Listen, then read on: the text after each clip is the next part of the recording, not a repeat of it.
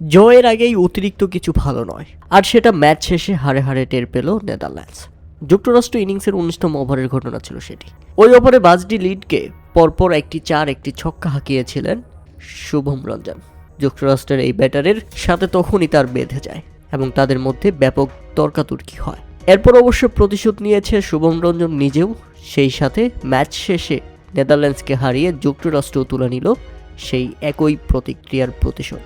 উল্লেখ্য, প্রথমে ব্যাটিং করতে নেমে নির্ধারিত 20 ওভারে যুক্তরাষ্ট্র 6 উইকেট হারিয়ে 196 রানের বিশাল লক্ষ্য দাঁড় করায়।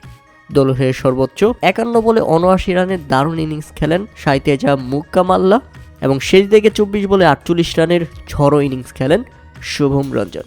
200 স্ট্রাইক রেটে ব্যাটিং করছিলেন তিনি, আর যেটাই কিনা পছন্দ হয়নি নেদারল্যান্ডসের বোলার বাজডি লিডের, তাই তো তার সাথে লেগে গিয়েছিল ব্যাপক ঝগড়া শেষে ব্যাটিং করতে এসে যুক্তরাষ্ট্রের বোলারদের সামনে রীতিমতো তাসের ঘরের মতো ভেঙে পড়ে নেদারল্যান্ডস। তাই তো মাত্র 66 রানের মধ্যেই 5 উইকেট এবং শেষ পর্যন্ত 103 রানের মধ্যেই অল আউট।